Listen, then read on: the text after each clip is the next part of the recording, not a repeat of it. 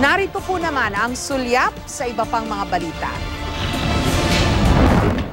Pinarangalan ang ilang programa at personalidad ng GMA Network sa ikalawang Inding Indie Short Film Festival Awards. Kinilala bilang Most Outstanding TV News Program of the Year ang State of the Nation with Jessica Soho. Iginawad naman ang Most Outstanding TV News Station Award sa GMA7.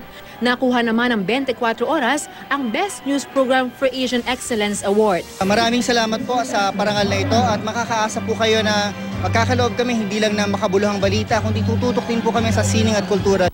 Most Outstanding Public Service Program naman ang Wish Ko Lang ni Vicky Morales. Gusto ko magpasalamat sa mga bumubuo ng Inding Indie. Talagang Inding Indie po sana kayo magsawa sa pagsuri sa aming mga programa.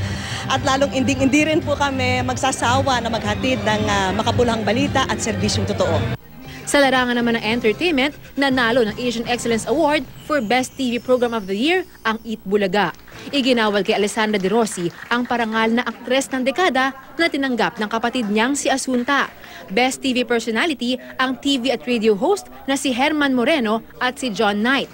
Best Radio Program of the Year din ang Walang Siesta with Kuya Germs sa Super Radio DZBB. Napatunayan naman natin for how many years tayo ang nauna na gumawa ng variety show. Kaya ako nagpapasalamat sa Indie group na hanggang ngayon hindi na nakakalimutan ang kontribusyon na ginawa ni Kuya James. Kinilalang Asian Icon of the Year si Jake Vargas. Asian Actor of the Year naman si Christopher Martin. Habang Most Promising TV Actor ang bida ng Destiny Rose na si Ken Chan. Sobrang saya kasi bira makatanggap ng mga ganyang award. Siyempre, indie film.